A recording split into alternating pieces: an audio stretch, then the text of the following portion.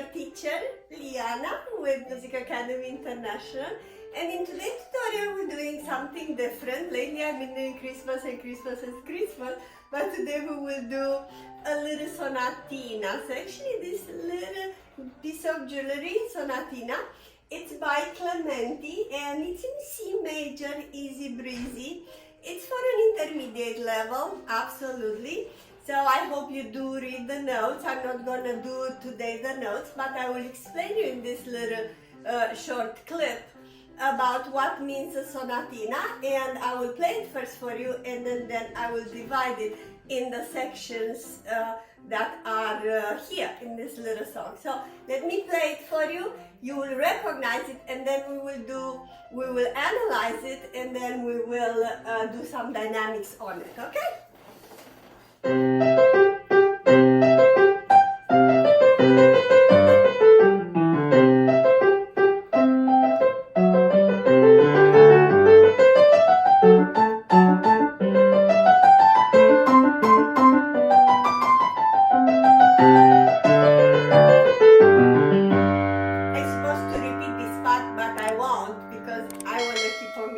Okay, so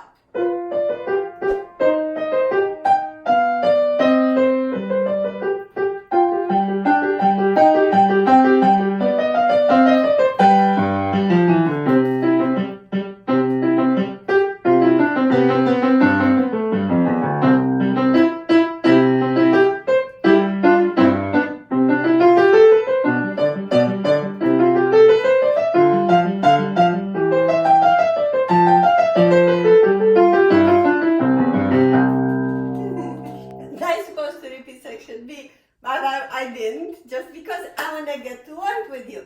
So what's a sonatina?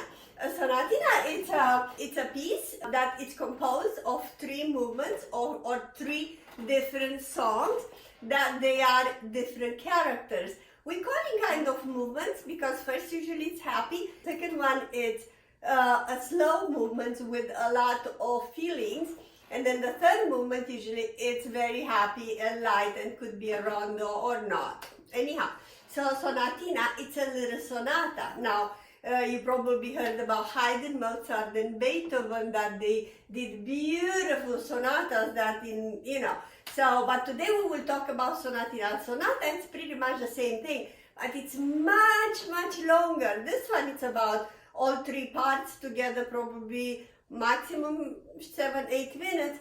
A sonata is like 25-30 minutes, and it's beautiful. So I can't wait you to be there, so I will explain more of it. Anyhow, so these 3 songs, it's like one unit. So when you're gonna go to a concert somewhere, to a recital, please do not applaud in between movements. So if you see there that it's a sonatina or a sonata playing or a concerto or even a symphony, don't applaud. Let others, if they don't know, to applaud, but you don't do that. You let the performer to finish your sonata or the performance, okay?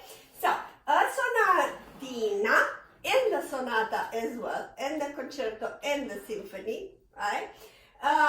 They have a couple of sections. So the first section, we calling the exposition, in which you state something, right? So you actually putting the characters over there, and usually in mostly all the pieces we having one character that is stronger, and then the other one that is more feminine. I would say, like a boy and a girl. So in this case, in the exposition, we having these 2 characters that they're taking, they're telling you the story. So this one would be the boy one, that it's stating.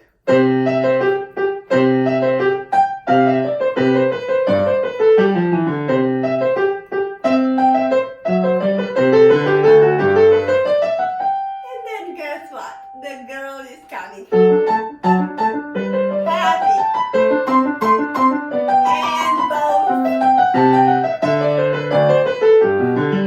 And they both to the end, they get together and they go play. Right? So first is the boy coming out, and then he's asking the girl, come on, and come and play with me. And then both, they go and play here.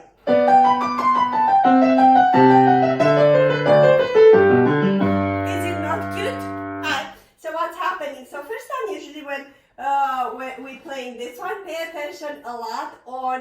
which one is staccato, which one is legato. So we're having nicely a couple of staccato, because that's how the song, it gets its character. Piano,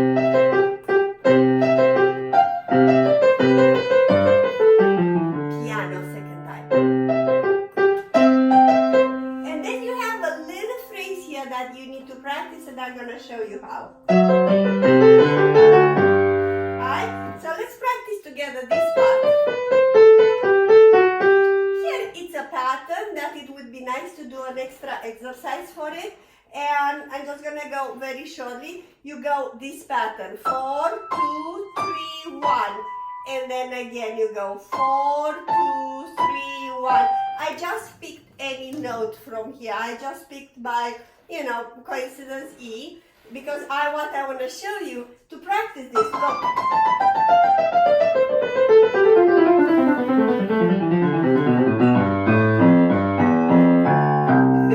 Okay, so that's what I want you to practice, from up to the top.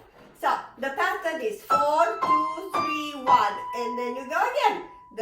The note that comes immediately 1, it's 4, C, A, B, G. 4, 2, 3, 1, 4, 2, 3, 1, and again 4, 2, 3, 1, and then again 4, 2, 3, 1. You see that thirds, right? 4, 2, 3, 1, 4, 2, 3, 1, 4, 2, 3, 1, 4, 2, 3, 1. Okay? And then after you do that, I just give you this tip, because I know mostly all my students, they have this problem of this little measure. It's one measure that gives us all the problems in the entire piece, practically. Well, it is one more in the development, but that's it.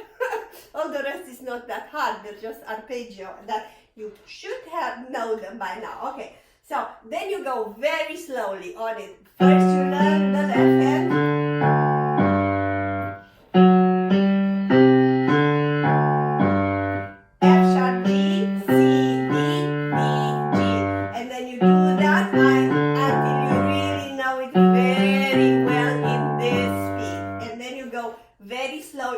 Them together.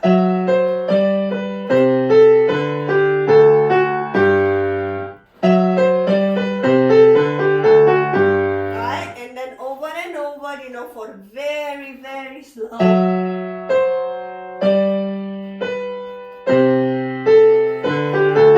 Right? But the purpose of this tutorial is not quite to talk about technicality. I couldn't stop myself to give you little tips there, because I know where are the problems, right? But right now we're gonna move on. So we're having this girl coming. You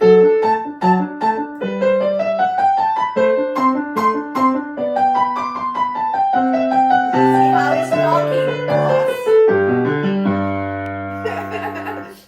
If you can see right now, for easy, to make it easy for memorizing the right hand, you see after this part, what you're gonna have? You're gonna have a scaling G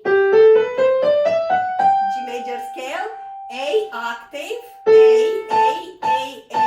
and then the same G scale, but this time you're starting with B from the boy, and you apply the F sharp. You go from B to B, but it is a G scale. And then C. And then again you have a G major arpeggio inverted. Again, G scale from G to G. A, B is the next one. You're gonna go C, and then you practice the next line, okay? So here, on the left hand you have this. So is this chord, say starting with pinky on the F sharp, and then you have a G. And then you have this one, A, and then B. You see how nice goes. F sharp on the bottom, landing G. A, and then landing B. And then C, D, practice this. And then arpeggio in G. So do practice this. Alright?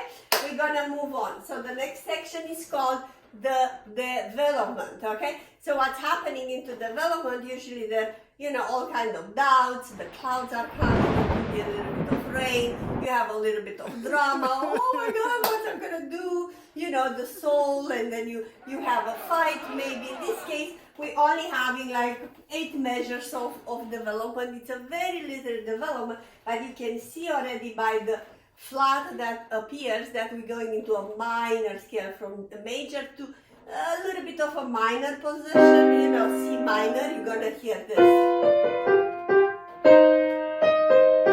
You see how it's a C minor chord, so I don't know what to do, so the song will be, I don't know what I'm gonna do. I should do this, but I'm not sure.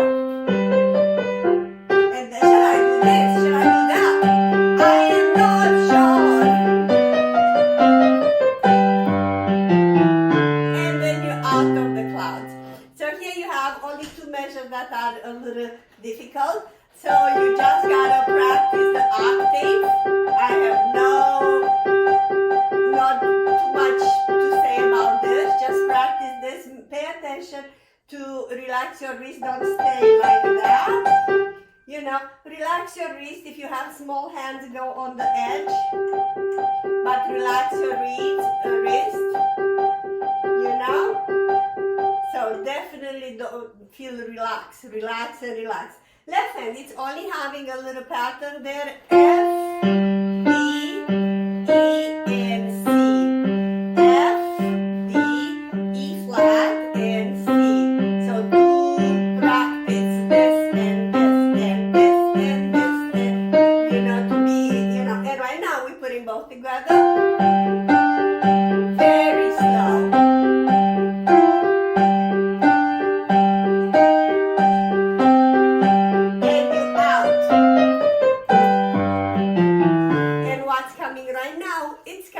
Again, it's called re-exposition or recapitulation. So when the recapitulation comes, it's when the main theme, you remember the boy, the main theme?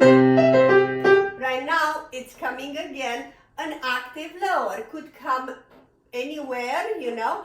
This time it's coming an octave lower, but then it goes into an ending as well. So I'm gonna explain. So you're gonna go here.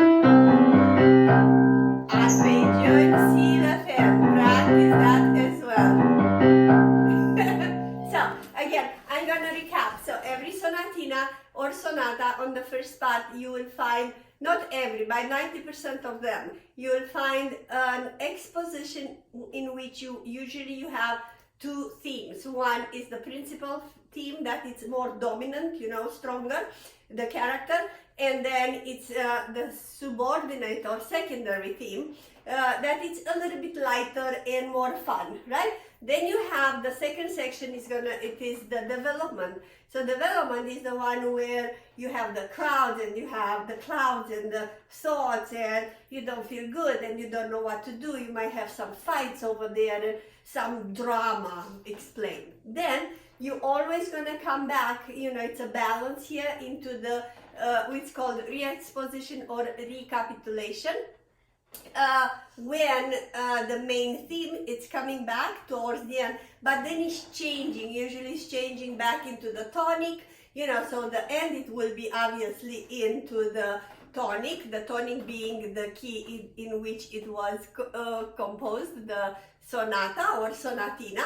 And it does have, usually we could have a coda to the end, that means the ending, an ending passage, and this is how it would be a sonata or a sonatina. That is the form. In the next tutorial I will try to explain a little bit about the second movement, okay? So I hope you enjoy it. I tried to make a miscellaneous about what is the sonatina and a couple of technicality for this particular one. So please practice and enjoy and have fun. Always have fun and play with all your heart. Thank you so much and see you in the next one.